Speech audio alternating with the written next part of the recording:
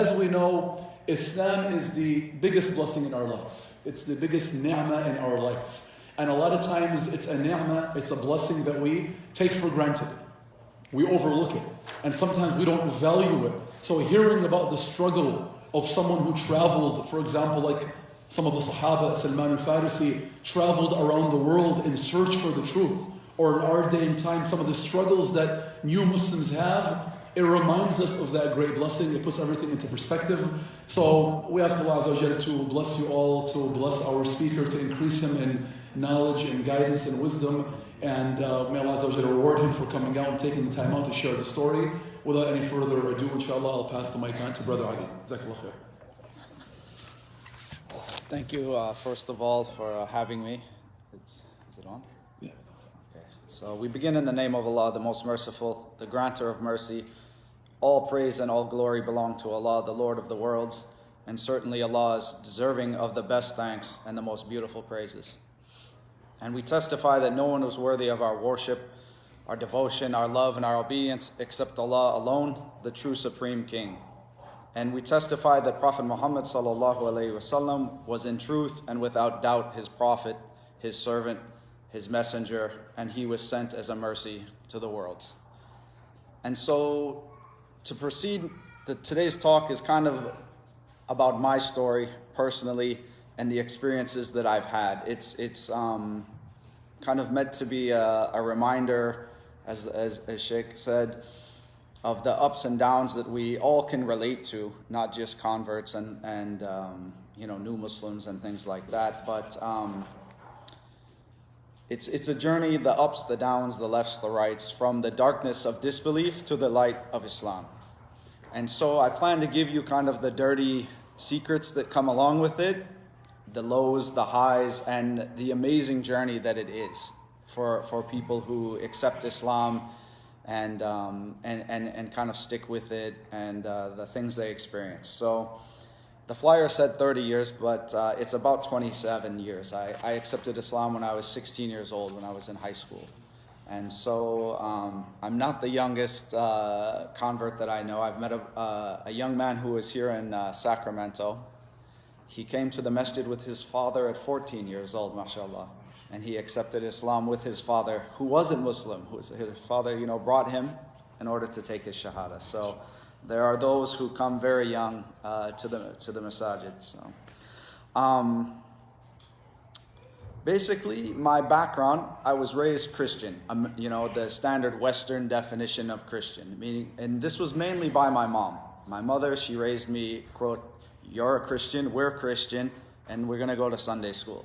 My father, he had a totally different, he was indifferent to religion, more leaning the negative view of religion. It's a way people are manipulated and controlled is kind of his approach and attitude towards it. And later I'll try and explain maybe where that came from. So I went to Sunday school because I was a, quote, Christian until I was about 10 years old. And then I got old enough to, I didn't really like it. And so we just stopped going. It wasn't a big deal because we were Christian in name, basically alone. And so one point to note is this is not any different for Muslims as it is anyone else. If your family, if you as the parent, if your family is not living it, your children are not, Sunday school will not save them. Sunday school was just something to do for me on Sundays until I got old enough so that I didn't want to do it. So keep that in mind. That's just a small kind of bit of advice. So around 16 years old, I had kind of the basic questions of life. Where did we come from? What am I supposed to be doing? And what's going to happen to me? Just these basic questions. This was just, the fitra was kind of peaking at that time for me, I guess you could say. And I don't want you to misunderstand that as, wow, this guy must have been like a really nice kid. And no, I was doing the same thing every other kid was doing in America, in my neighborhood. At the same time, I just had these questions, these feelings, the fitra is the only way I can describe it. It was there and it was prevalent and it was something I couldn't kind of overlook. And so,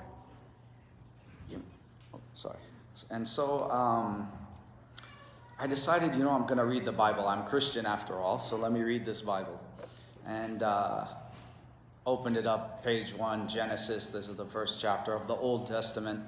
I start reading, and each day I try and read a little bit. I'm not feeling it. It doesn't resonate with me. And let me skip ahead. Let me read some other part. And it just doesn't, I'm not drawn into it.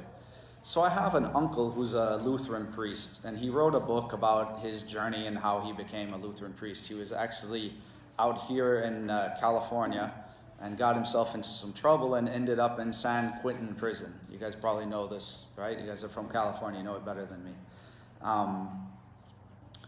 So he went to jail. He came out, became a priest, wrote a book about his journey. So I said, let me, this kind of maybe relates a little better to me.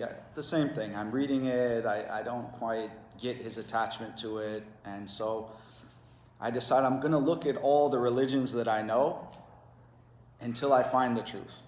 So I'm looking around and I say, okay, let's go to school and we're going to look at Buddhism. Why Buddhism?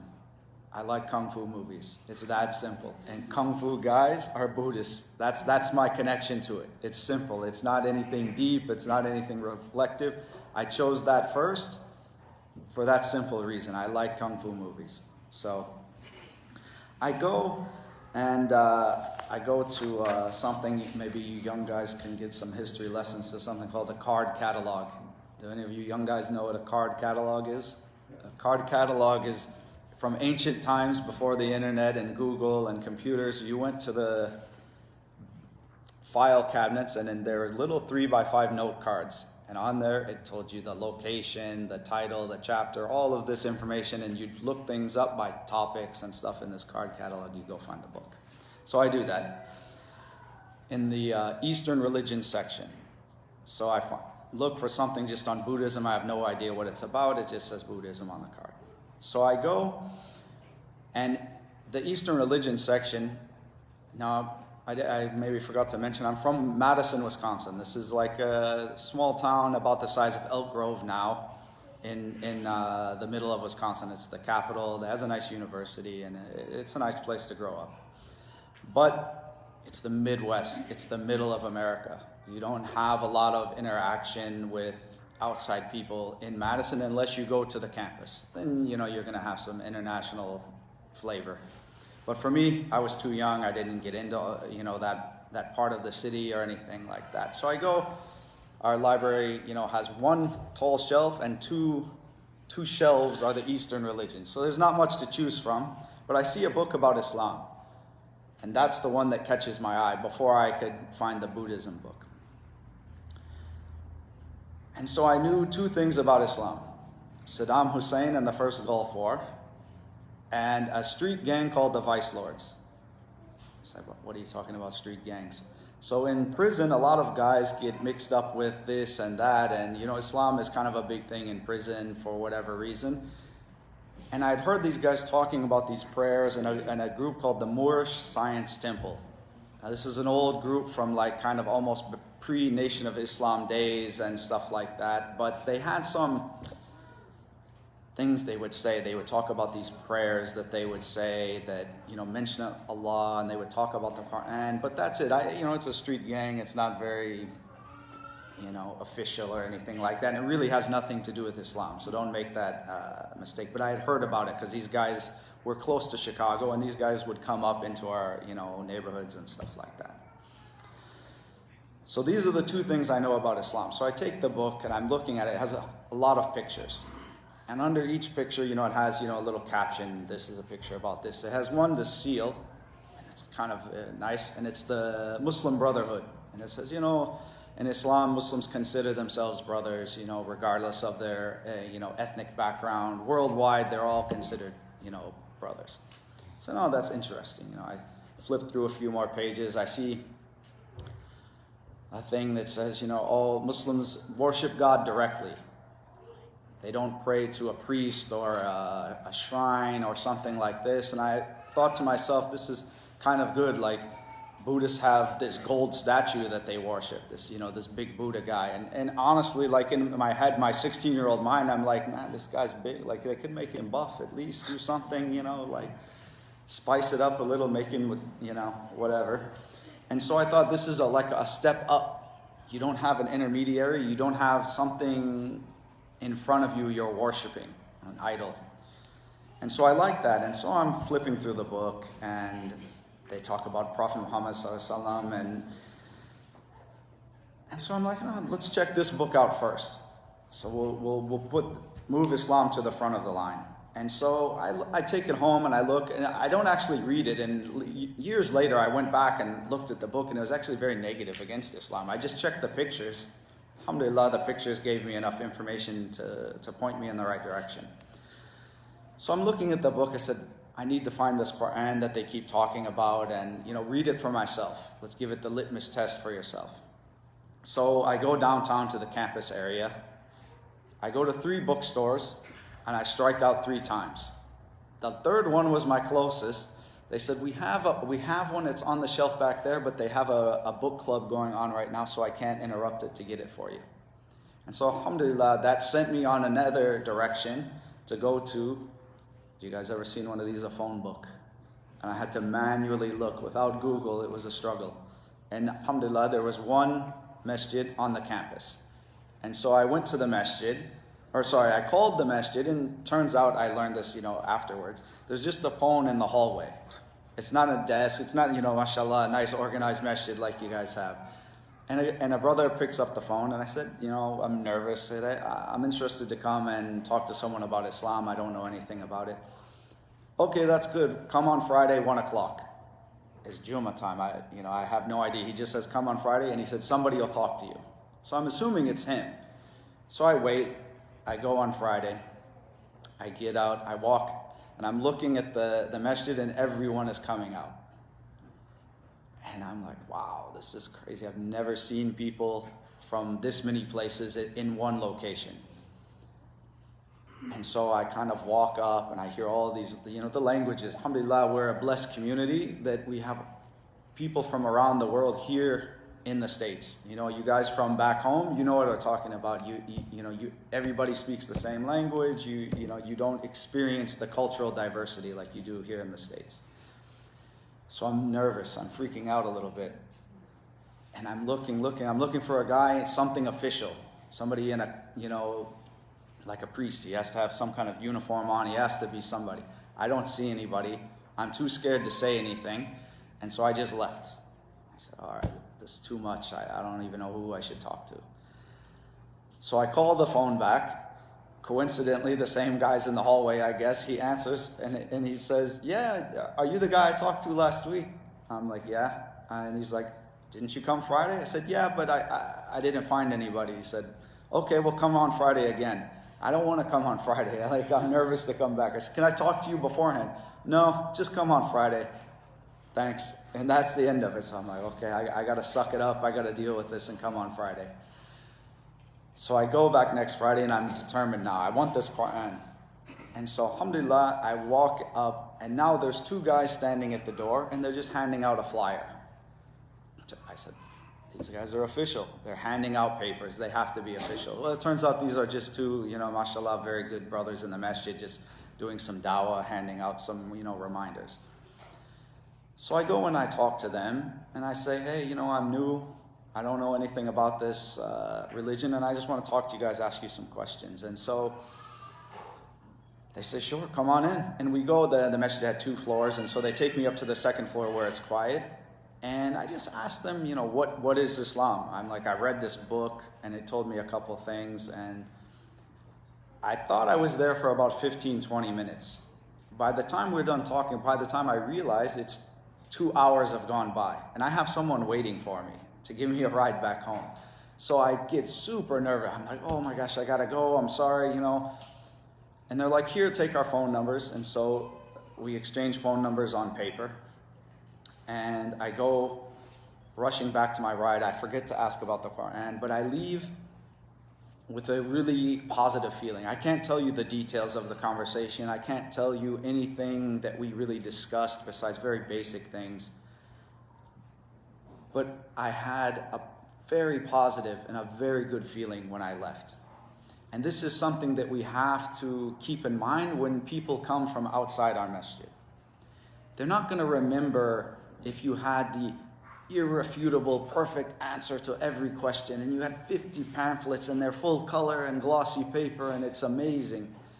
The feeling that they leave with is what they leave with. You could give them a stack of materials this big, they're most likely never going to touch it. They're never going to look at it. But the feeling that they leave with is the most important thing. Were you generous with them? Were you kind with them? Were you open to answer questions that maybe made you uncomfortable? And so this would be a piece of advice to keep in mind. So I called them later on and they're like, yeah, come on over, come to our house. You know, we're students.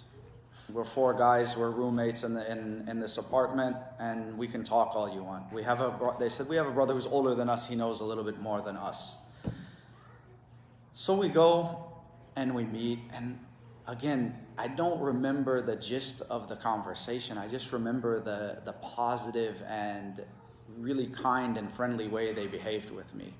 You know, we sat on the floor, and I remember they had furniture, you know, couches and things like this, but they were sitting on the floor, so I sat on the floor.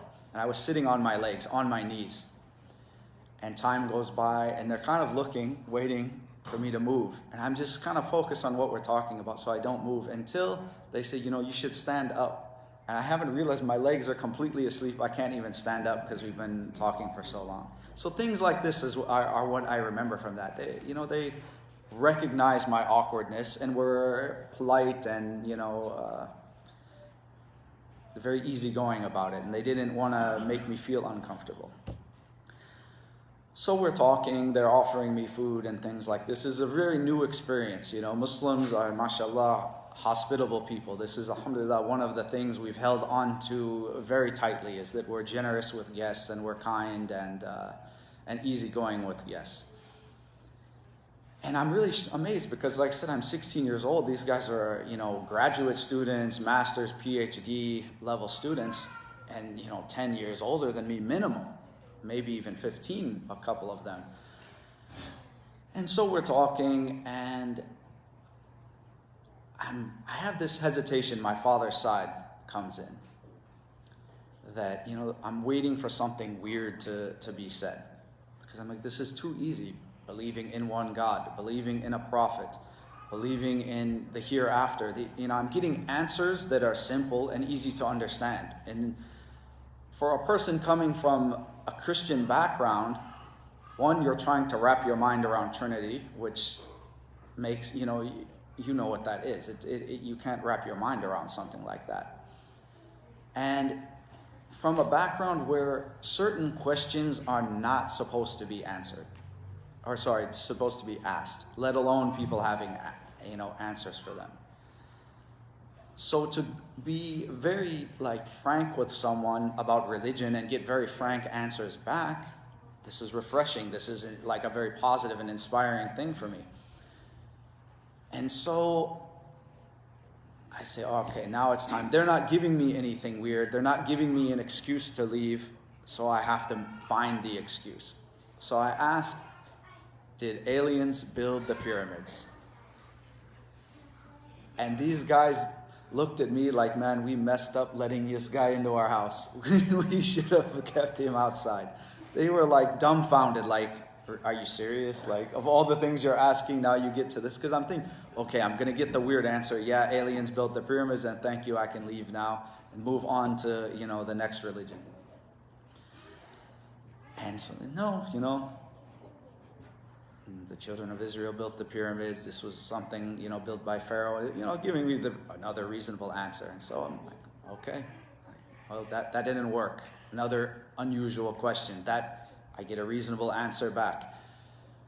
Until, a few hours go by, and they basically did something that a lot of us, when we're talking to non-Muslims, are frankly shy to do. Anybody here do sales? Professional sales? A, B, C, always be closing, right? They close the deal. Do you like what you hear? I said, yeah. Does it make sense to you? Yeah, makes sense. Do you know how a person becomes a Muslim? No. Now I got him. I'm going to dance around the fire. I'm going to cut a chicken. What am I going to do? It's going to be weird, and now I can leave. Well, you believe in these things, and you do these things. They gave me the pillars of Iman and the pillars of Islam. And they say, if you believe these things, and you say these words, the Shahada, you're a Muslim. Would you like to become a Muslim? They closed the deal. I said, yes, I want to become a Muslim. And so I took my Shahada right there with them, and alhamdulillah, I'm here 27 years later, to give you guys a little bit of that story. So it was honestly emotional. I haven't thought about that story in detail like this for a long time. So I appreciate this opportunity to reminisce on that. But I don't want to drag it too long. So what's it like to be a new convert? A lot of people ask you that, like, oh, what's it like? You're coming here from this background, it's totally different and this and that. And I tell people I have kind of like a story. It's like if you were lost in a forest and you're just walking, thorns, branches, they're catching your clothes, all of the things, you would have issues with walking through a forest. And you find a path finally. And this path, you see, it's going to lead you out of this forest finally. And when you get there, you see the ocean, you see the beach, and you see this expansive new world in front of you. You go to the water, and then you realize how deep the water is. And this is what it's like. It's like coming into a whole new world, a whole new experience, coming from, like I said, the darkness of disbelief to the light of Islam. So this is kind of how the feeling you get. Imagine being lost, being confused and not having answers. It's something that,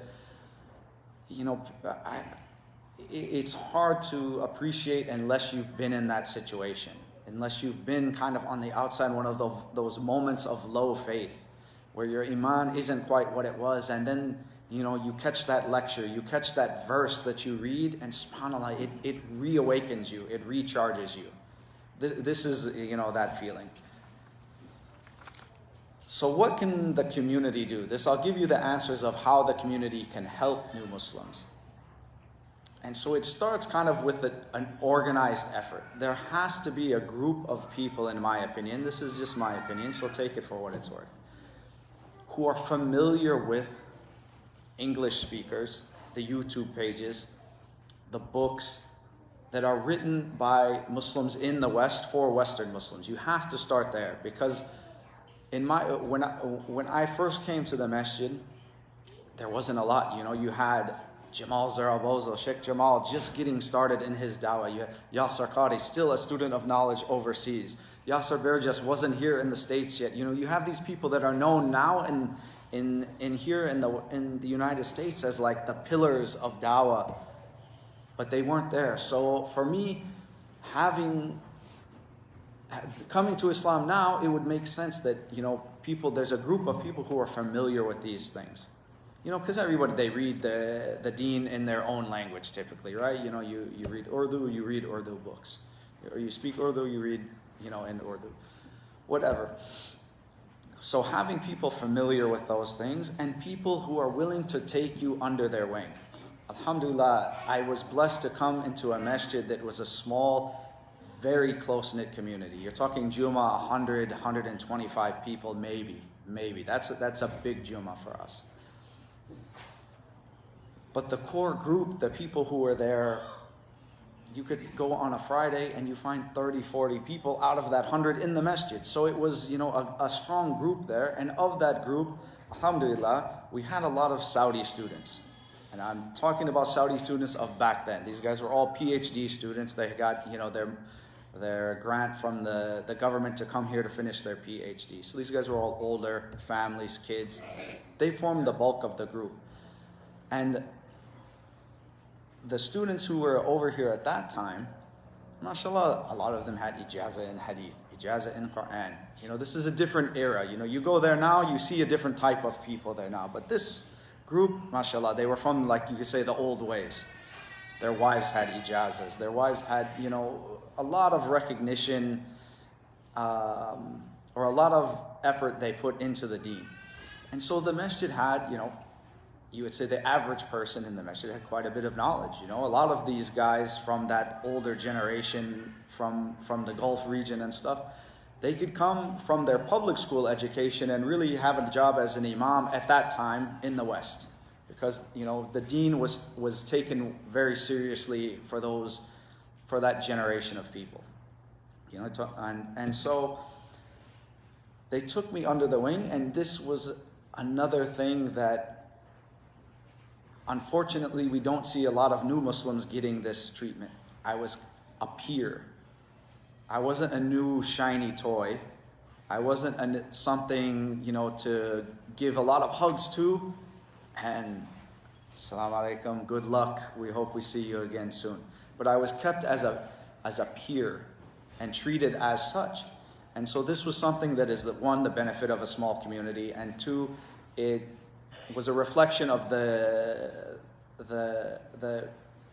character of those brothers.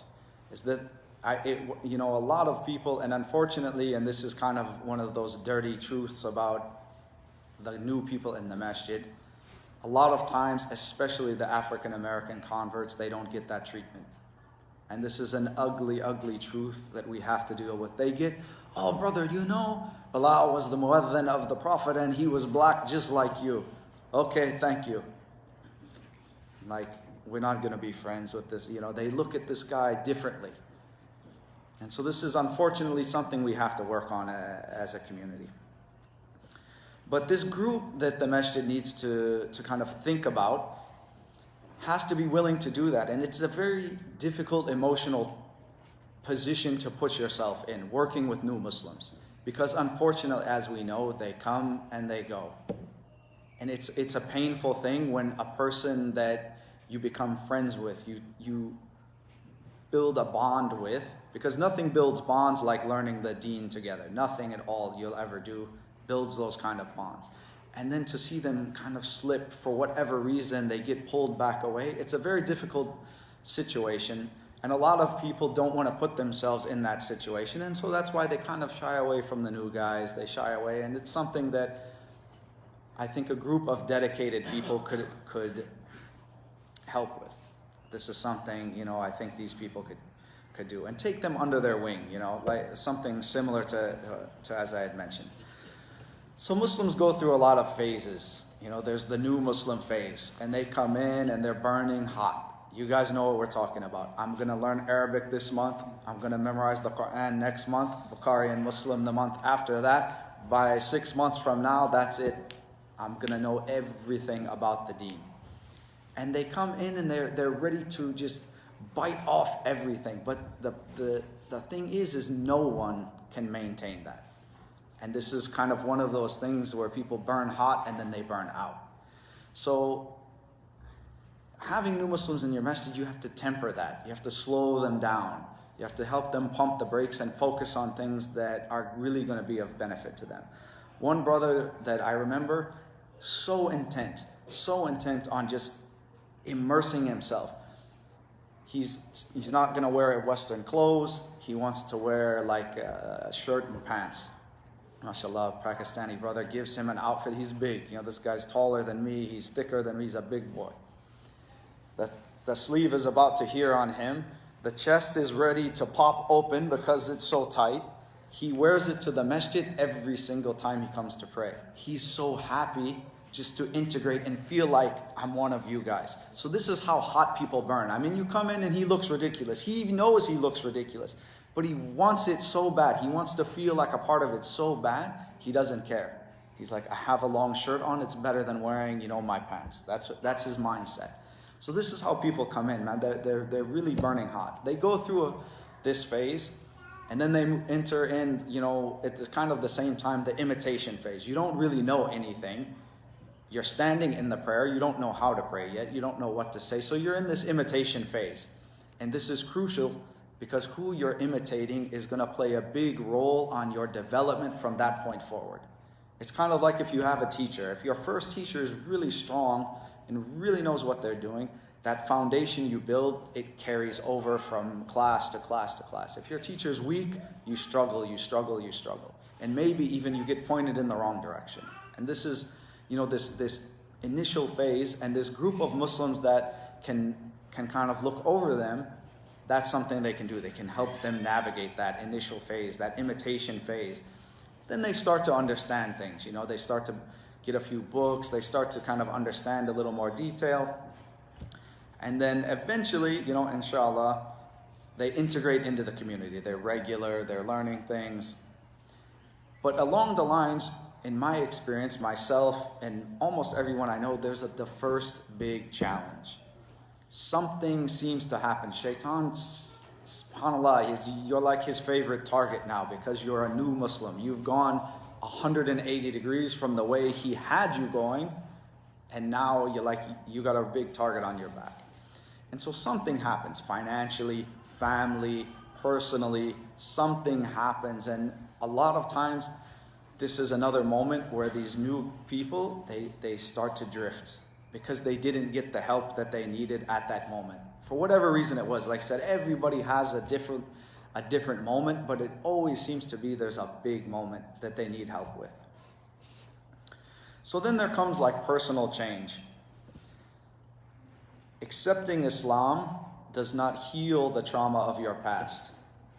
You don't suddenly get a pass from maybe somebody you had a problem with in the past. They don't care that you changed. They don't care. They don't see it. You had family issues with your uncle. He doesn't care. Your parents, you had issues with it. That's still there. That still exists. Your sins are wiped clean, but life is still there. And so that trauma is something that people often have difficulty with, because one of the first things new Muslims jump into is they want to tell everyone. They're so excited. And it may not be in their best interest to tell everyone, I accepted Islam last night, I'm a Muslim now. Because immediately, why did you do that? What is Islam? A lot of times new Muslims have a very hard time even answering basic questions because they know why they accepted Islam. And something touched them, but yet you ask them, why did you do something like this? Why are you, with these ISIS guys now? They don't know how to respond. And so maybe keeping it to immediate family, things like that, is the best advice you could give new Muslims. Don't let them, like I said, burn so hot. They're ready to take on the world and they're going to tell everybody how great Islam is. The only drawback, they really don't know. They really don't have the answers to a lot of just basic questions. So that's something too to keep in mind. So another thing that new Muslims go through is you don't suddenly dislike bacon and gambling and beer. It's not like a switch comes off. And some people struggle with this because they say, man, I know I shouldn't be doing such and such thing, but I like it still.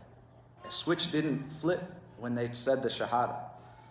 And so that's something to work on. It can be very embarrassing for them. It could be something very easy, like, man, I love pork chops. I love them. I can't stop eating them. What do I do, brother?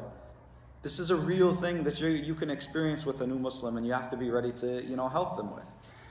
So that's something, you can keep in mind. And another thing for new Muslims too is the old friends knew you.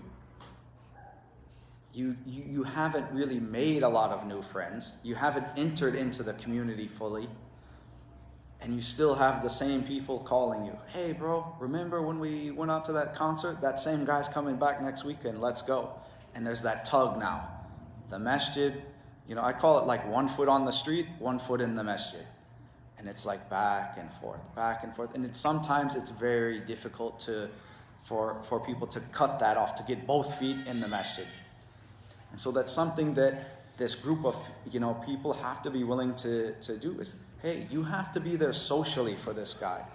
Let's go have coffee. Let's go have dinner. You can't just say, I'll see you at Isha time. And the brother's on his own. The sister's on their own. They don't have a social network anymore because, and a lot of times new Muslims, they realize okay, this social network I'm at, I need to cut it because it's drawing me, back to whatever lifestyle I went. And it's hard. It's hard because everybody likes to have friends. Everybody likes to go out and do things with their friends. To become suddenly isolated because you're trying to do the right thing is very difficult. And then there's the kind of making Islam your identity, and along with that, the name change dilemma. Do I call myself Muhammad now, or can I still be Jason? My opinion, if anybody cares to hear it, I came from the early generation where everybody changed their name. Nowadays, people don't do that nearly as much, and I would recommend, unless a person is intent on it, to not encourage them. Because frankly, Islam needs to mature in the West, and you need to get used to meeting Mike the Muslim, Bob the Muslim, Jennifer the Muslim.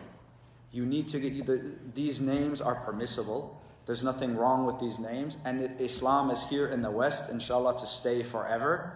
So you need to be used to hearing names that are not Abdullah, Abdurrahman, subhanAllah. We have enough of them, alhamdulillah. So that would be something. Don't push that on people, but sometimes people insist because they really, new name, new me, new identity. It's something that helps change the external so the internal can change. And so that's something, like I said, it's a case-by-case thing. But, at the same time, keep in mind, there's nothing wrong with, Western names.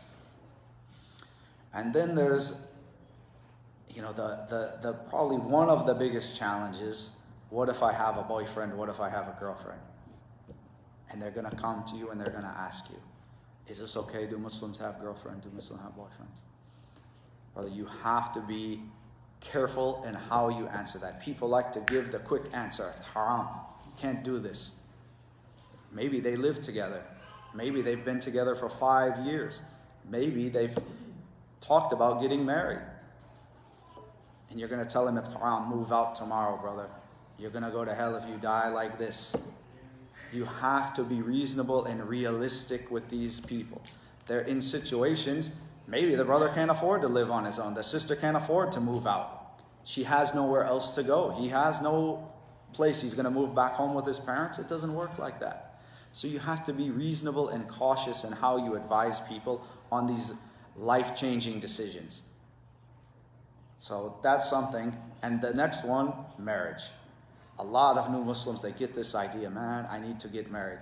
My personal advice is, unless this boyfriend-girlfriend thing cannot be avoided, and maybe the boyfriend-girlfriend wants to accept Islam too, okay, let them get married. Fine, move ahead with it.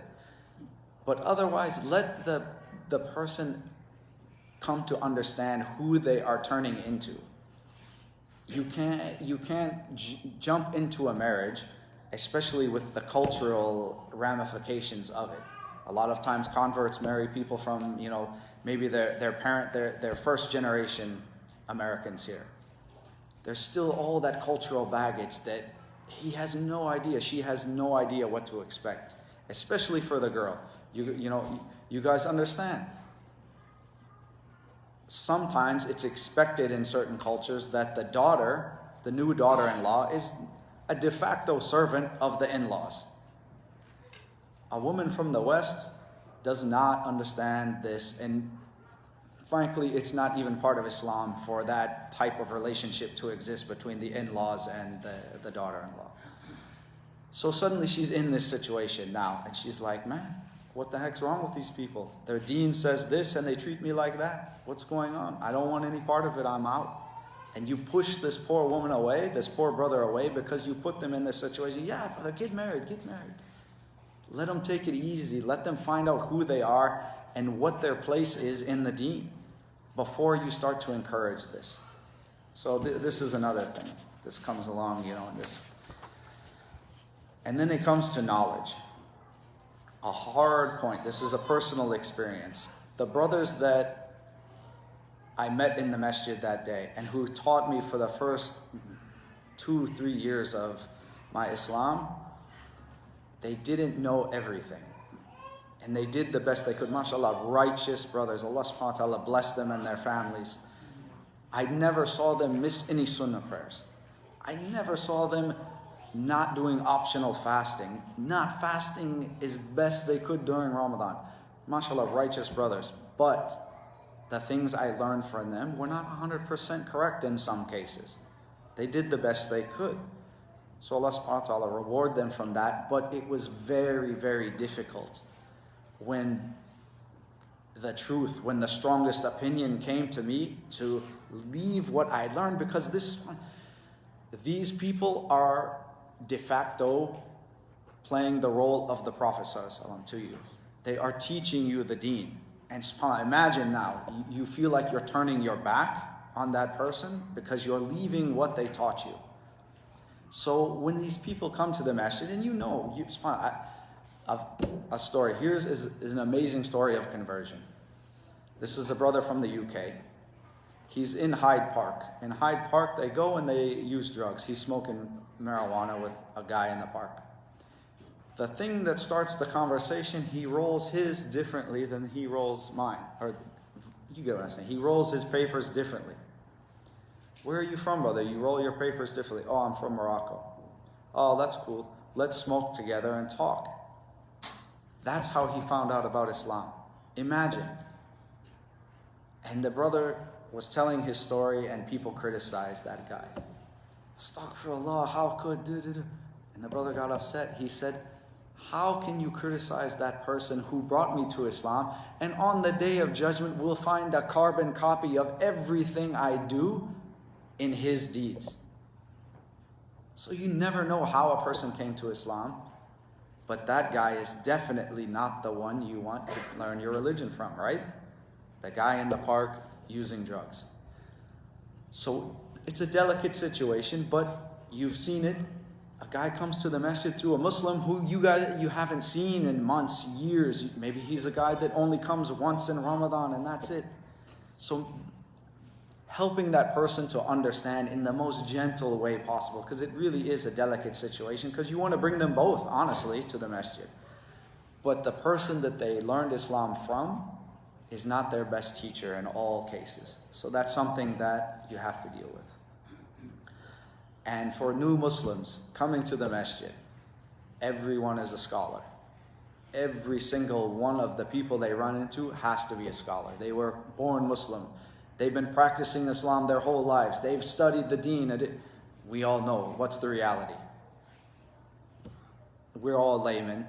We're all casual practitioners, you could say. So helping them realize, don't ask every single guy for the right way to do something. That's where this group of Muslims can help them.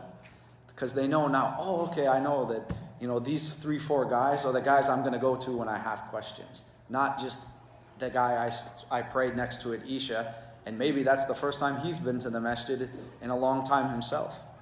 And he's going to get the wrong answer, the wrong ideas. And so that's another thing you have to help new people with. And another thing that myself associated with that is suddenly finding yourself, when you approach the deen from an academic perspective, you sit down, you're reading books, you're studying the deen, eventually you will surpass a lot of born Muslims in what they know. And it's an awkward situation for you, because they're like, oh, you've been Muslim for a few years, brother, how are you telling me now? But it happens. And so helping people to understand that, subhanAllah, don't be insecure in your knowledge, don't be ashamed of your knowledge, but understand that people can sometimes get a little bit testy when the new guy, it's like it's your job. The new guy comes in day one, he's telling you, there's a better way to do that. You're like, what are you talking about, rookie? You're day one, what do you know? So this is another thing that, Muslims, can deal with. If anybody has any questions, you want to interrupt, we can make it a conversation. I feel like, maybe I'm losing somebody. Yeah. You mentioned when you studied Islam that at that time you realized, your friends, how they're going to react. Yeah. The way I look at it, when you accept Islam, because you were not Muslim, you become a Muslim, and then your friends, who's your friend, they're going to make fun of it. Even in being Muslims, when, just take an example, if sister start wearing hijab, at that point you would know your friends, who's your friends, your own family member will start mocking at you, oh look what she's doing. I'm talking about just in being Muslim. Yeah. So imagine when you were doing it as a convert, it gets more difficult. But when we are Muslim, you're doing it, or if sister wears hijab, their American friends, some will just back off. They will just back off because Yeah, it's difficult. As I was saying, that social circle, it can vanish for some people. It just vanishes. And suddenly they're very isolated and very alone. And so it's something that, like I said, you have to be aware of with new Muslims. Like I said, it's not just, hey brother, come to the masjid on Friday or whatever. No, don't be afraid to invite these people in. A lot of times, people have never, in my case, I never experienced hospitality like that. I remember the first time I ate Pakistani food. Man, my mouth was on fire. And it's one of the best memories I have. The family couldn't believe it. They're like, we made it so mild for you. And I'm like, give me something, I'm dying. They're giving me bread, here's yogurt, here's this. And they couldn't, they're trying not to laugh because to them, they're like, what are you talking about? This is like baby food and you're dying over here. And it was like, so these are the things that really, and it builds a bond. You know, when I go back home, I make it a point to look for those brothers that, mashallah, the brother's still alive. I remember him taking to my house. I mean, subhanAllah, imagine that you're the first person to introduce someone to an entirely new cuisine, an entirely new, hospitality. So don't be afraid to do that. Take that reward. That's something that'll be with you, So if any, like I said, go ahead, brother. Well, you mentioned how you were searching to find the truth. What is your advice to those who are following that path currently, searching to find the truth? What's your advice to them? How do they navigate their way through that process? What I've come to realize is that sincerity will lead you to the truth.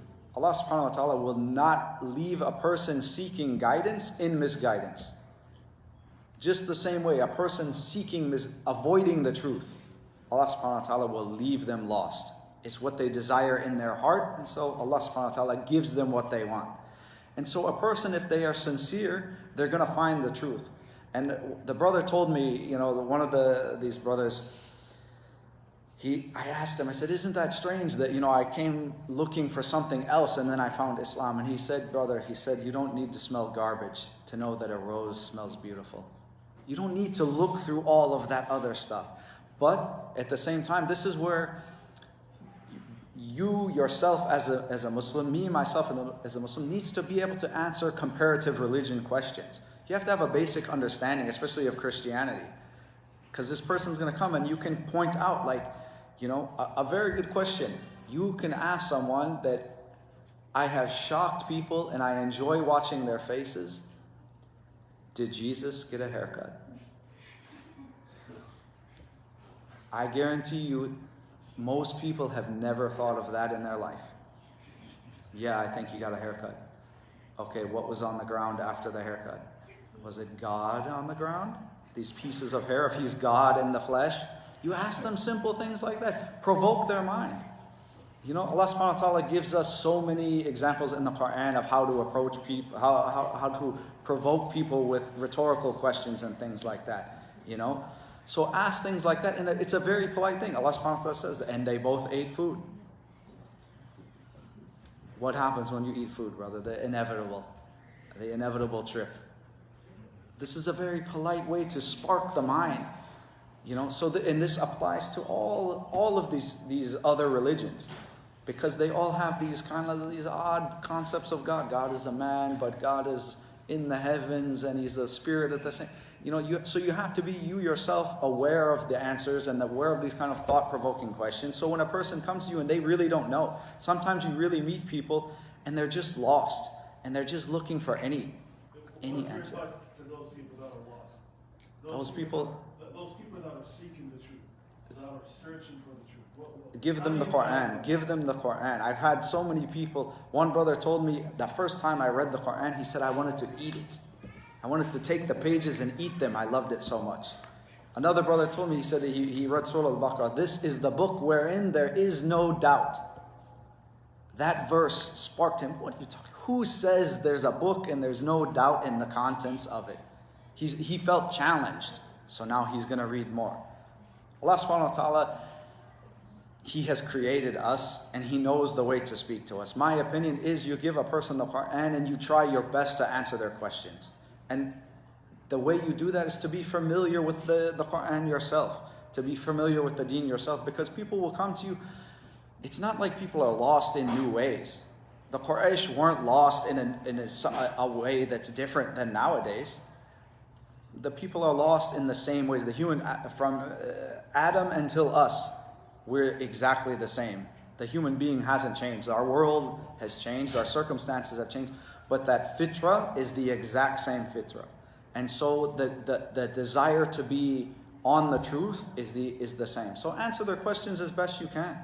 Because people like me, they come from different backgrounds, different points of views. It's a hard question to answer like a one generic kind of fit all for someone who's lost, because everyone's lost in a different way.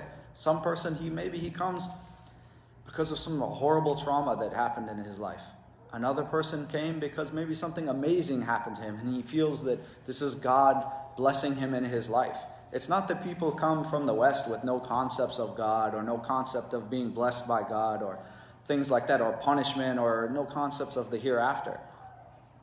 So just be ready to answer them, and be ready to go and help them find someone who can answer better than you if you're in that situation. That's my advice. Because like I said, you can have all the irrefutable perfect answers, and it's not the one that he was looking for. You can have all the pamphlets, but it's not the answer that they were looking for. So you might not be the one to answer, but you can bring them to the masjid. You can give them something to help them on their way. And like I said, sincerity, Allah subhanahu wa ta'ala doesn't leave a sincere seeker of truth abandoned. Look, I'm a kid from Wisconsin, in the middle of the Midwest. No concept of what Islam is. No Muslims in my family, no Muslims in my neighborhood. But yet, I was guided. You know, subhanAllah, it happens. So if a person is seeking guidance, Allah subhanahu wa ta'ala guides them through strange and unusual ways sometimes. You know, street gangs and Saddam Hussein. So, as far as to the learning of knowledge, people always wonder, and this is something that all Muslims, actually we were talking last week, people learn the deen. For example, the Prophet ﷺ kissed his wife before he went to the masjid. Let's take from that, it's permissible to kiss your wife. Okay, next hadith. We've lost so much of the depth and the soul of the deen because sometimes we approach it from a purely fiqh point of view. This is permissible, this is not. The heart and soul is gone. The Prophet ﷺ loved his wife. He was affectionate to his wife. He was intimate with his wife. The Prophet ﷺ and Aisha narrated that the Prophet ﷺ used to, when they would make ghusl together, he would scoop the water up and tease her. I'm going to use it all before you get a chance to. SubhanAllah, we look at that as, it's permissible, to make ghusl with your wife. And you lose everything from it. So, new Muslims, oftentimes, they get that. And just Muslims in general, we get that, okay, here's a book on how to pray, here's a book on how to fast. There's nothing. My opinion, for a person to really get a well-rounded understanding of the deen, you have to really understand the seerah. And you have to understand the names and attributes of Allah. If you don't know who Allah is, and you don't know who His messenger is, your religion can become a list of do's and don'ts very quickly. It can just become that. We pray at this time, we don't pray at that time. We eat at this time, we don't eat at that time. We don't do this, there's no soul behind it. And the attachment, as another hadith of Aisha, I'm summarizing here, so don't quote me and don't hold me to this.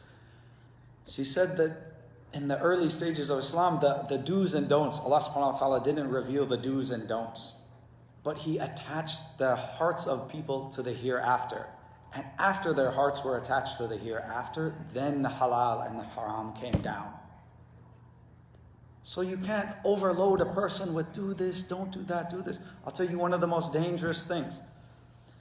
A brother partly left Islam because he was a DJ. You guys know he DJs, he played music for parties and in nightclubs and stuff like that. Oh, brother, another step. Everybody's in your business as a new Muslim. In your personal life, for some reason, they feel entitled to ask you very personal questions. Oh, I'm a DJ. Brother, you need to find a new job. Okay. He quit his job. Lost his income. put himself in a jam. And then he said, man, I don't have any choice. I have to go back to this haram job. And that made him feel like he couldn't come to the masjid. I'm playing in nightclubs. People are drinking. People are doing this. What are you talking about, brother? The guy just became Muslim a few weeks ago and you're telling him to quit his job? Iman hasn't entered his heart fully. And you're telling him you have to quit, find a new job. So he did. And that really put him in a bad situation. And it was one of the things. We went and found him sometime later. And this was one of the things he told us. He said, man, what am I supposed to do? How am I supposed to earn a living? You guys are telling me I can't do this, I can't do that. But you have to be reasonable. You have to be understanding. Allah subhanahu wa ta'ala didn't reveal the whole Quran in one day on the companions. The Prophet ﷺ didn't advise them of every do and every don't on one day. It took years, and it takes years. It literally takes years. You're coming from a person, imagine in our own community, the struggles we have with youth. They don't practice. They don't pray. Man, my kids don't want to come to the masjid. And this is with you talking to them about the deen. What about a person 20 years old, 30 years old? What does he know about anything? He's been lost. He's gone through a horrible situation one after the next. And you're telling him, man, you need to stick to this deen like glue. Bite onto it with your molar teeth, brother. Come on, man. We can't even, we struggle to keep our own children raised in our own homes on the deen. So be patient with them and, go gently. So don't overburden them. And then there comes to the family issues. Sometimes people's families turn their back on them, 100%. You've joined ISIS. Congratulations, out of your home. We don't want you here anymore. When you leave that devil-worshipping religion, come back to us. It's very common. A lot of people I know have experienced this. Even Muslims who start to practice. How many people who know a brother or sister who started to practice and, man, sister, why'd you take off your hijab? Oh man, my family's given me a big deal about it. It's tough. They told me, I'm going to get in trouble at school. This is going to happen. People are going to say this. It happens in our own community. Let alone imagine the family isn't Muslim. So this is another thing. Like I said, that social network, that social circle. You have to be ready to help people through difficult things like this. And a lot of time, new Muslims, they're unable to even answer the questions their parents have, their family has. Why did you become Muslim? What do you believe in now? I remember I showed my mother. She said, so what do you believe now? And I showed her the Shahada. She said, there is no God. That's as far as she got. You don't believe in God now? Like, what are you talking about? They don't, a lot of times, know anything besides what they see on TV. They're watching television, they're watching the news. This is all they know. This was how I knew about Islam. Television. That's it. It's not like I had any example. Like I said, I came from the Midwest. There was hardly any Muslims even there. When I went to find Muslims, there was hardly any Muslims. So, it can be difficult. So help them through these family issues. And that leads to another big issue, is holidays. Yeah, go ahead about that. So, question, your background, you touched on it a little bit, you didn't go into detail. Was there anything, like in your background, like where your parents were from, that translated into Islam? You know how like some people be like, I'm from the South, so we were very hospitable already. Oh, man. Not really. Like I said, I had a mother who we were Christian in the most liberal sense, and my father didn't want anything to do with anybody's religion. And, standard American culture. I was this, middle-class kid, nothing, white bread, man. Like, it was plain. There wasn't really anything that led me one way or another towards Islam. Like I said, I was looking for Buddhism first, so. I have a question. What led you to thinking about to start to read about So he's asking what led me to start looking into other religions and things. And like I said, it was just questions like, what's my purpose in life? Was it just to keep going the way I was going? You know, just hanging out, doing this, doing that, you know, get a job, go to work, you know, just, is that it? Is that all life has to offer? Is there any enjoyment in life? You know, is everything good? And I had an attachment, I guess, to my fitra that was maybe a little bit more than people my age. So that was it, just the regular questions. Go ahead. First of all, beautiful story. A lot of things that we can benefit as well. What about your family?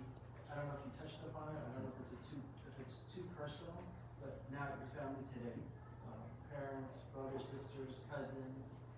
If you went back to medicine, how is that like now? And I do agree 100% with the Pakistani thing. So the brother's asking, like, what's it like nowadays going back home and dealing with family nowadays? Nowadays, it is what it is. They've accepted it. This is who I am. They don't, like, I pray with my, you know, when I visit my relatives and things like that, hey, excuse me, can I go? Do you have a bedroom I can use or something like that? You know, I don't make it a big deal. My in-laws, on the other hand, you know, that's a little bit more tricky situation because of the in-law factor and very staunch, I guess, Americans. To a lot of people in the West, Christianity, America, and in particular being Republican, it's one thing. It's all one thing. It all twists and turns and is tied up together. So when you say you're not Christian, it's kind of, you've reduced your Americanism. You know, then you have, you know, the Trump factor. You know, you guys all know the Trump factor nowadays. And so that plays a role in that situation. So that's a little bit trickier. But at the same time, they accept it. They don't, this many years foregone, they don't have a choice. At the beginning, the worst it got for me, you know, sometimes people, they praise you, oh brother, you've been through so much, you know, you're like the companions. We're nothing like the companions. We're nothing. No one tried to kill me. I wasn't boycotted and starved and stuck on the outside of Madison for years. The worst it got for me, I went away for the weekend. When I came home, I had a few posters of some masajid, and I had a small, like, first, you know, library, you know, Quran and a few books, you know, it was like this big on the shelf. All that was thrown in the trash. I had to go fish it out of the trash. That's the worst it got for me. Other people, like I was telling you, their families turned their back on them. Period. You are not part of this family as long as you believe in that religion.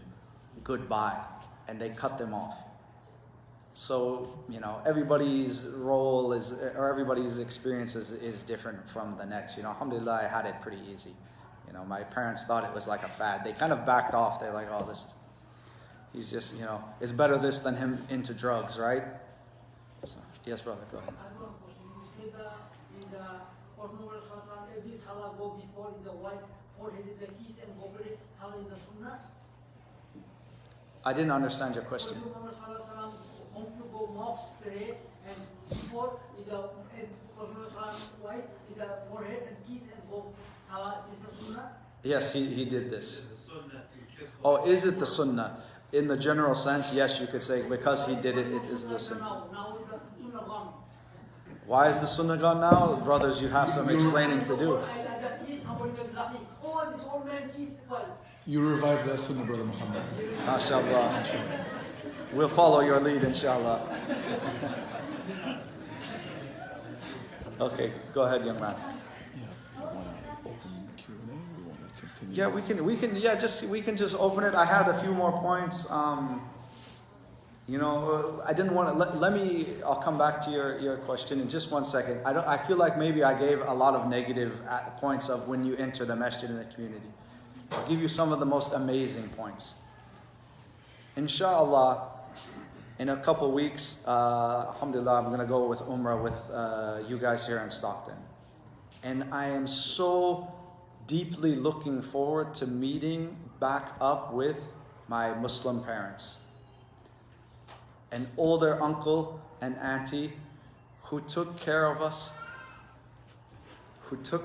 in the most amazing way. They became our parents. They were older than us, and they really looked after us as if we were their children. They had children, they have, mashallah, amazing kids, and they treated us as, they were there for us in every way they could be. And so these are the things that I would suggest that, subhanAllah, there's nothing stopping you from becoming that person, becoming that rock and that foundation for someone that's new to the community to lean on. I can't wait to see these people. This is one of the most beautiful things, is to experience that kindness and compassion from people you didn't know and only wanted the best for you, even though you were a stranger to them initially. Who's that? They live out there? Yeah, they live in Jeddah. Yeah, so inshallah. So No, he lives there now. He lives there now. and they're like Americans or? No, they're Tunisian, yeah, but they live in Saudi now. And again, that group that welcomed me, that unfortunately you don't see as often as it should be, as a peer into the masjid, not as the new shiny thing to give hugs to and, hey brother, nice to see you, and we don't even exchange phone numbers. They don't care, they don't engage you, they don't have any interest in you, they pat on the back, whatever. But I was engaged as a peer and brought into the masjid and encouraged to take part in the masjid. One of the best things that happened to me is because I was one of the few Americans. There was actually like 3 of us who came at the same time into the masjid, 4 of us. Is they said, we get emails from, I don't even know if it was emails, we get letters from schools saying they want to bring their kids on field trips to see a mosque. How about you do a presentation on Islam for them? One of the best things that ever happened to me, because it forced me to learn the deen in a way that I could teach it to someone else. And a lot of people never learn it that way. The best way to learn your religion is to have someone start asking you questions. And you have to answer. Students, man, kids are inquisitive. They'll ask you great questions. Prepare something that you have to show them and present Islam in the best way you can. So this was one of the things, like I said, I was brought in and encouraged to do that. So yeah, if anyone has any questions, please. Let's go back.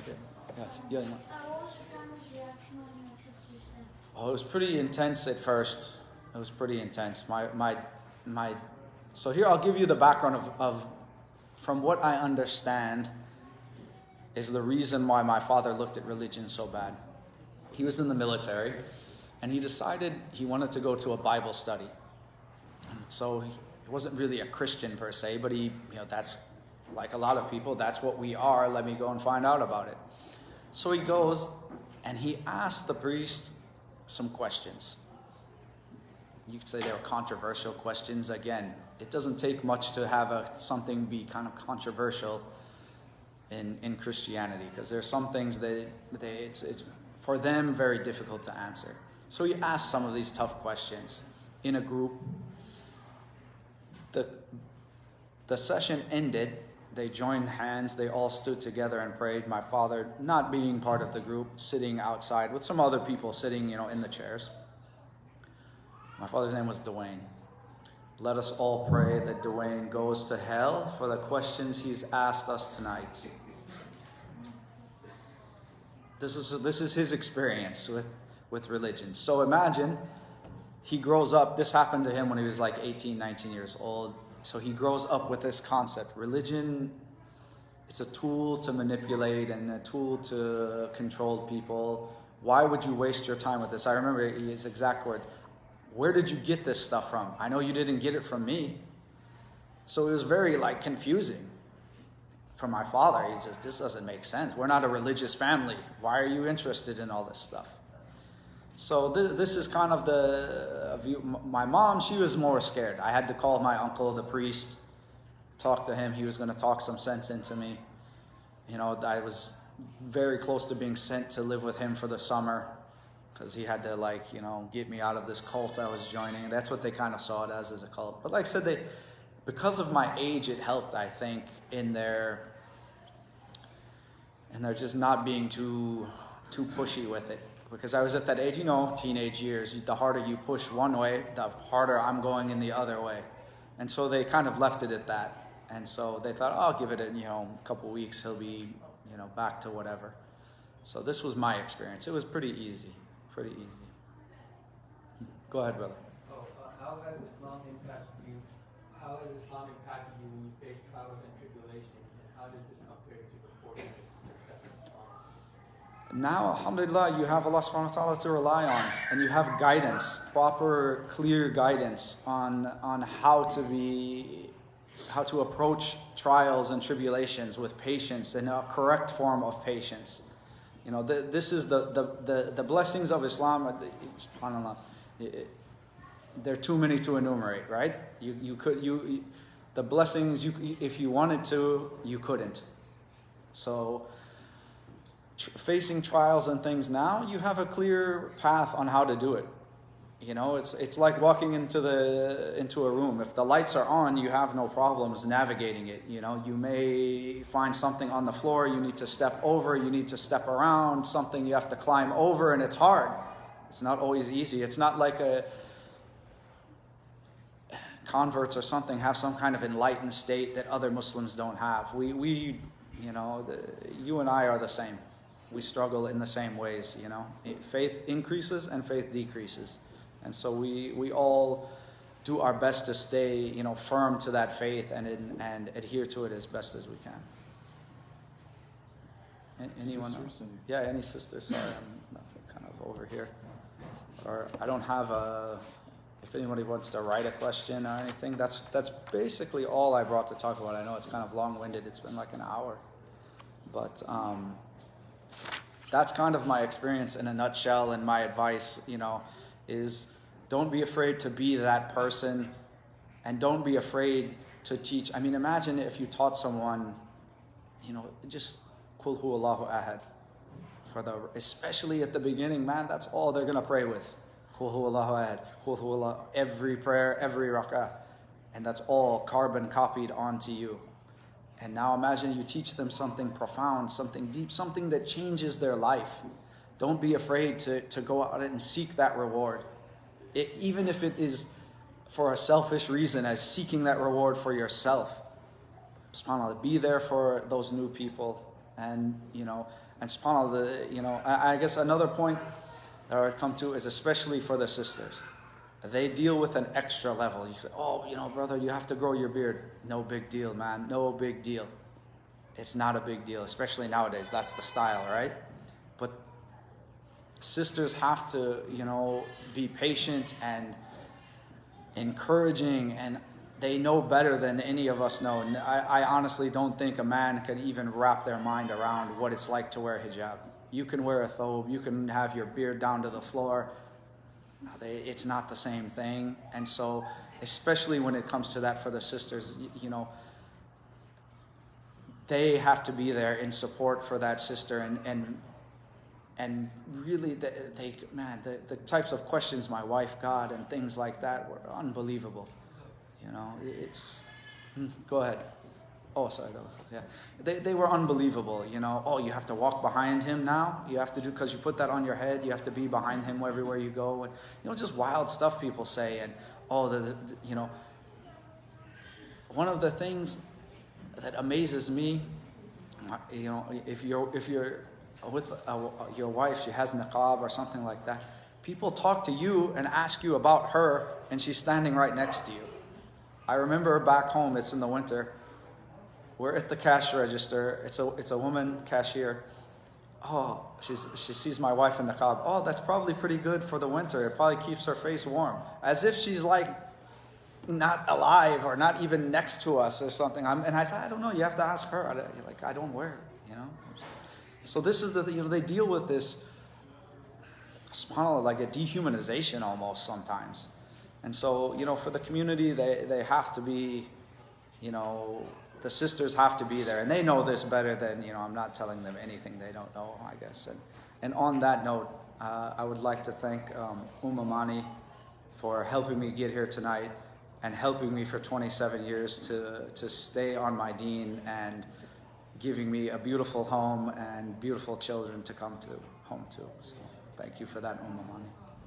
So, that's it, guys. You know, that's my story. I'm sticking to it. Anybody else have any other questions?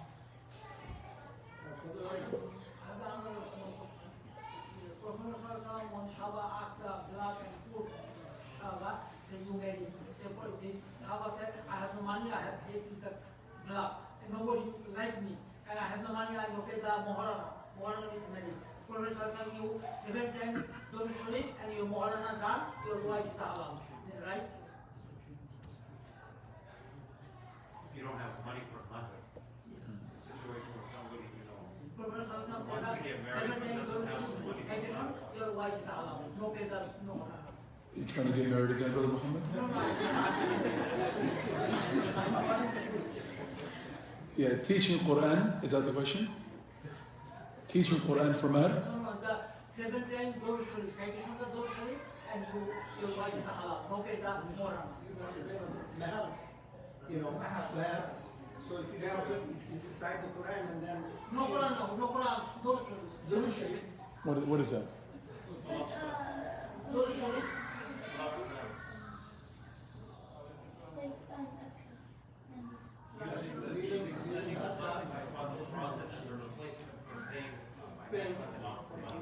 So deciding the Quran is saying after deciding the surah for 7 times, you don't have to pay Quran and your wife is halal. Is that sunnah? Yes. Maybe Khalil will give you the details, inshallah. Don't show it. Don't show it. 7 times. You guys need to learn more terminology of Pakistani. Yeah, inshallah. The brother said that we had the first time in Pakistani food.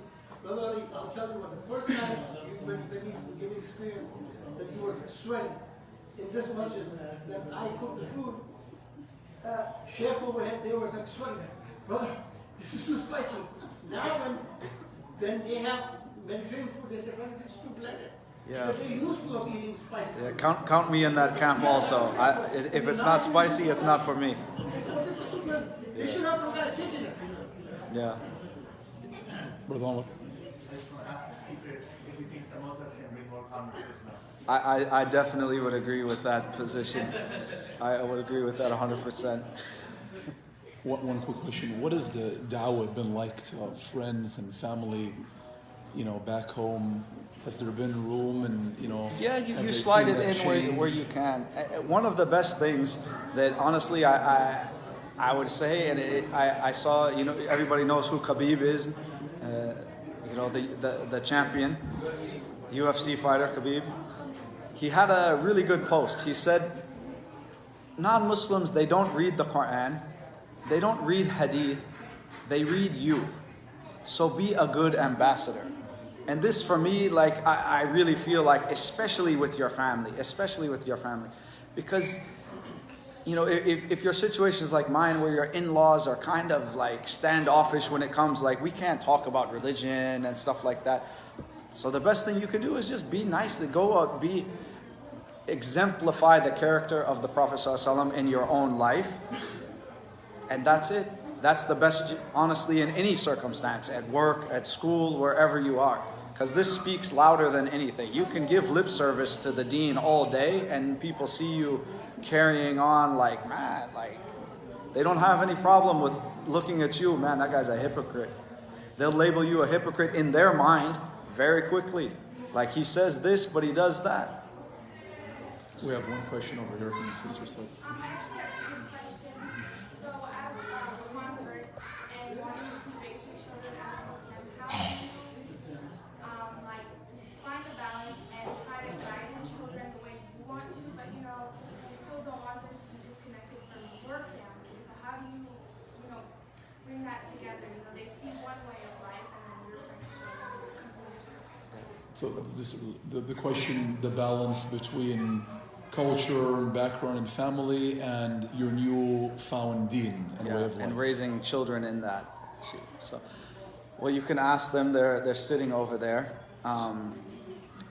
But initially, I'll be very frank with you. We were quite scared to allow our children to interact with our family when we weren't around. We were quite scared because it was very tense. And even still, subhanAllah, even still, and this isn't another ding against the mother-in-law, but it comes. One of my children, the last time our mother-in-law was there, the last thing she says as she's leaving to the airport, she looks at her hijab. You know, you don't have to wear that. That's what Catholics do. Okay, bye. Like, it still comes. And it's just, you just have to shake it off.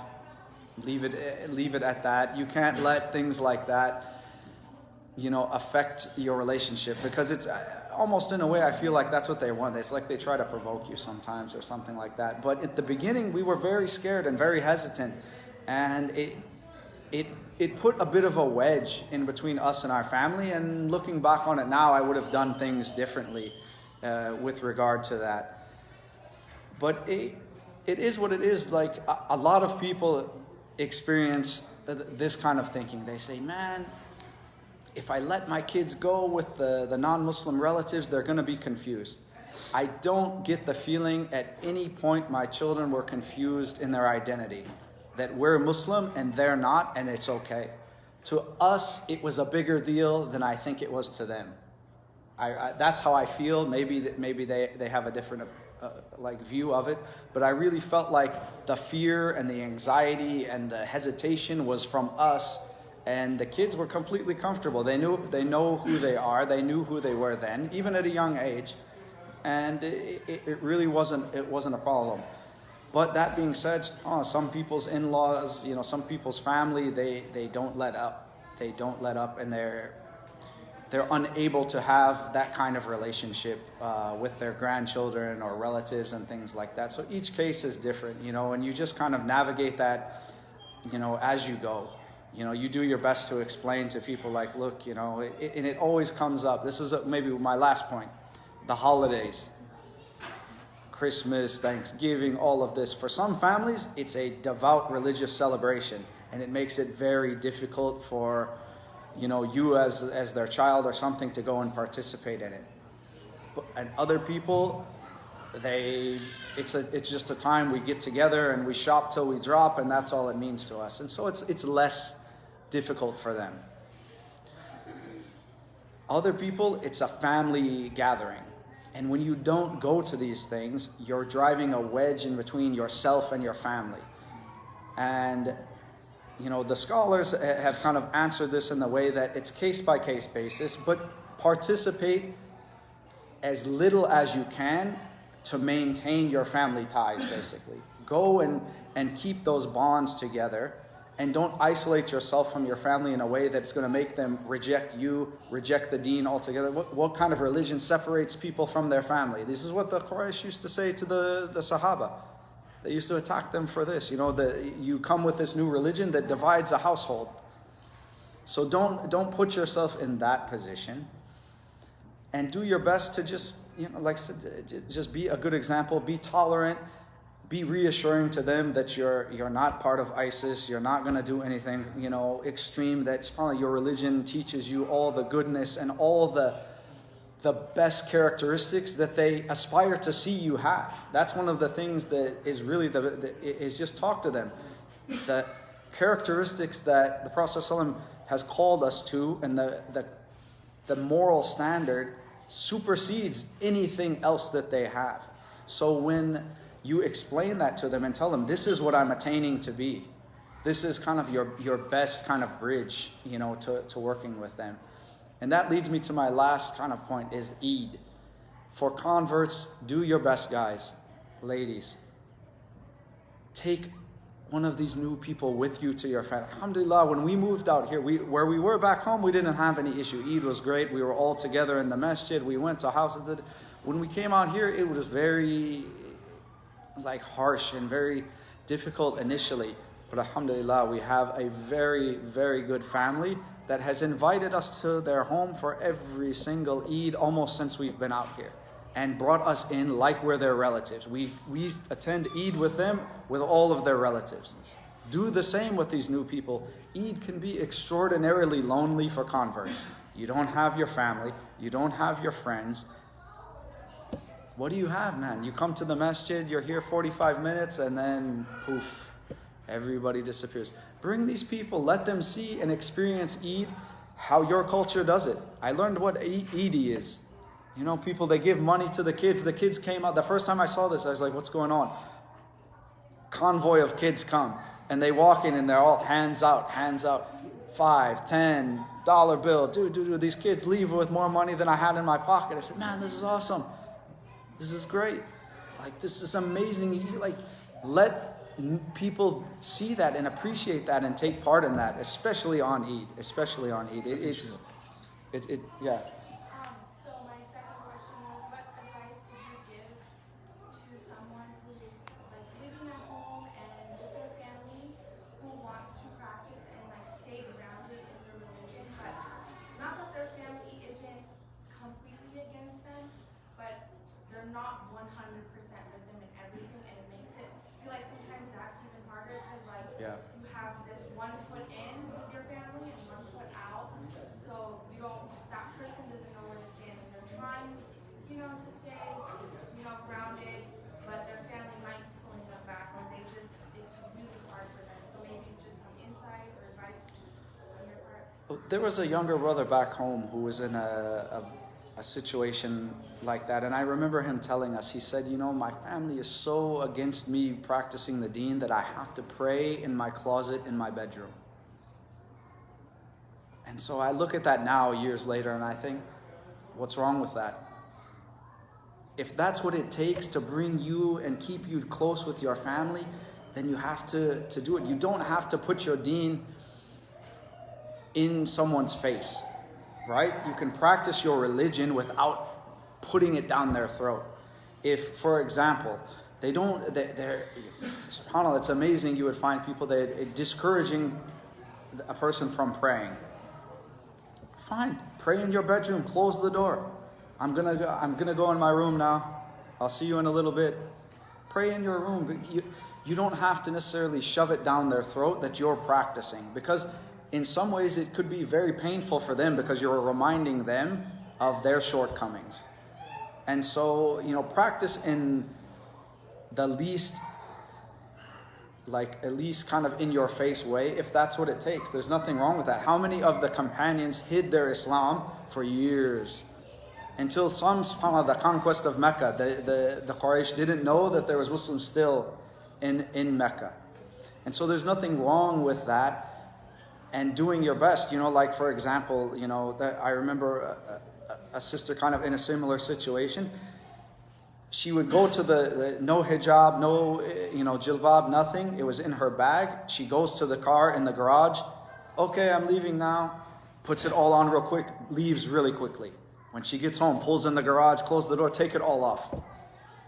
You don't have to tell them, you know what, when I went out, I put the hijab on and I don't care what you think. You just don't have to say anything. You come, you go, you had the hijab on, they don't know any different. They're not asking, you're not lying, the relationship is nice. And you just work with them. You work at it slowly. That's the things, people don't change overnight. Circumstances don't change overnight. So you have to, patience is, Allah subhanahu wa ta'ala created the human being the nature of human beings is hasty. We're like in a hurry to get things and get to where we want to be and do things. And that's part of SubhanAllah, this test of this life, this patience. Slow down, think about what you're doing, and think about the most beautiful way of kind of progressing with your family. It's something that I struggle with my immediate family, with my extended family, and it's just time and patience and just wisdom, and that's what I can suggest. Another quick question: what type of books and classes have you found to be, in the 27 years, most beneficial that you can share with the brothers? My suggestion is for any Western Muslim, you need to attach yourself to Sheikh Jamal. He has written as a very knowledgeable person and a convert himself. This is something a lot of people, subhanAllah, I find amazing. They don't know Sheikh Jamal Zarabozo is a convert himself. So his writing comes from that background. He writes, for me personally, in a way that's very detailed, very easy to understand, and yet very approachable, and it's written in the Western style. This is, unfortunately, the problem with translation, is things are translated in English from Eastern style of thinking into Western words, and it doesn't always jive, because you have a background here that you kind of approach things slightly different, and he writes in that way, and the depth in which he writes. His book, his commentary on the 40 Hadith is a must-have. If you don't have that book in your library, you're slipping. How to approach and understand the Quran, another small book, excellent. The Authority and the Importance of the Sunnah, another excellent book. These are kind of like primer books to get your mind ready for more in-depth topics. Another one of my favorite speakers nowadays, and I know, subhanAllah, he has his controversy that swirls around him, but Yasser Qadi. His academic style is very unique in the English language. His seerah on YouTube, completely free, the most detailed and accurate and in-depth seerah you will find in the English language, period. You should, if you have like any, convert friends, any people who are English speaking only, you have to turn them on to that. It's the best. There's Yasser Verjas. There's so many nowadays, but at the same time, as I said, you have to familiarize yourself with the good and the bad of these speakers. Here in the West, the Wild West, man, you can... Average people, like myself, get opportunities to be in front of an audience. And man, you know how it goes. Wild stuff comes out sometimes. People have agendas, people have motives, people have, they're trying to give you this American version of Islam that's just this kind of watered down thing that, man, you don't even know what it is anymore and stuff. So you have to be cautious when or recommending people. I would say the masjids like this one, bring them, let them be exposed. Mashallah, you guys have guest speakers, you have your imam, you have, Sheikh Yusuf, Sheikh Khalil, Fahmi, you have, all these people here locally that you can ask questions to, and they can help you. Like I said, not everyone in the masjid is a scholar. Is there any scholars here tonight? Students of knowledge? Anyone have ijazah in anything? No. We all do our best. And if we don't know, you ask those who do know. That's what Allah subhanahu wa ta'ala tells us to do. Ask those, if you don't know, ask those who do know. And so help them, at least be familiar enough to help them. And alhamdulillah, nowadays, man, you have so much on YouTube. I remember the early days, like I said, all these students of knowledge, all these sheikhs we have nowadays, they were in Medina. They weren't here. They were still students themselves, But definitely you have the advantage of having, amazing, people in your community right here. Sheikh Jamal has his classes online. This is something too. Don't be afraid to take online classes. Another person that I would highly recommend that we've had locally, Shadid Muhammad. He's an amazing speaker, and he will speak to you on terms that you can relate to, and I found him extremely profound, extremely eye-opening in the way he communicates and the way he talks to you about, like what I was mentioning earlier, the heart and soul that you don't always find. That heart and soul that you lose in that academic kind of thick explanation of the deen. And so, this is what I would recommend. I could maybe, if anyone has any particular topics or something like that, we can talk personally afterwards. But I'm sorry, I'm keeping you guys a long time. Brian? Yeah. Not so much a question, I just wanted to touch on a few things you said. Thank you for your story, it was amazing. But you were right, it really resonated with me what you said about it's our job as Muslims. I'm a convert to Islam as well myself, so knowing like the reasons why we do things as opposed to just do or don't, halal, haram. Because not just the Muslims around us, but other people, none non-Muslims who are maybe aren't even considering Islam, they'll want to grill you on like, well, what are you doing? Or you just rules. I had some friends of mine, Christian friends, that just said, I mean, they were scared, they were worried. Man, you're just entering this religion of rules and do's and don'ts. So it's so, like you said, it's so important for us to know, like, be educated on why, like, that specialness, the importance, why we take the reason we do it, just the little things, and that's what makes the deen of ours so special. So we know, and it's good for us to just, reiterate just the basics. It's our job to be educated. So, like you said, people will force us for ourselves, mashallah, to learn. Like the other people that we didn't even know, we need to know these answers. So some people are there just, just curious. Like, why do you do it? They're not considering coming. So the person on the street or the person's like, man, why the beer? Why this? So to be able to explain more than just, well, it's assuming it's haram. Well, we don't smoke because it's bad. So you know what I mean. So that you said a lot of really good things that, like, that you were saying. Like, man, I remember. And to this learning the blessings of why you do something is an amazing. Like for me personally, the blessings of wudu, the blessings of salah, the blessings of fasting. It's because you're taught. Okay, brother, when dawn happens, you're not eating. Okay, and then when the Maghrib time comes, then you can eat, and you should say this dua, and you should eat 3 dates. And what am I gaining out of this personally? Oh, brother, it's a good way to lose weight. It's mechanical and it's dry. I just wanted to thank you. This is an amazing story. Thank you. We have a guest with us, Paul. Paul. We have Paul here, a guest with us. Did you have any questions about the lecture tonight? Any questions that you had from your research on Islam, from the books that you've read? I'm just here to listen to it. Okay, alhamdulillah. If you have any questions you want to speak to, if you wanted to talk afterwards, it's kind of Afterwards, you got Brother Mubashir, any closing remarks? Praise be to Allah. Excellent. The story is excellent. I just say to anybody that has any questions about anything, they should be referred to people that have the experience and the knowledge to be able to answer their questions. As an African American in America, one wise man said, and I'll leave you with this, if you figure out who the scholar was, he said, I'm not an expert in anything, nor am I an educated man, nor am I a divine man, but I believe in divine prophecy. But I am a sincere man, and my sincerity is my credentials. There you go. MashaAllah. Jazakumullah khair. We'll close with that. A reminder, there's tea and sweets. Spicy. Not spicy. How about samosa? Any samosa? بارك الله فيك. جزاك الله خير بدو علي. سبحانك اللهم وبحمدك أشهد أن لا إله إلا أنت أستغفرك وأتوب إليك. The one that you had earlier?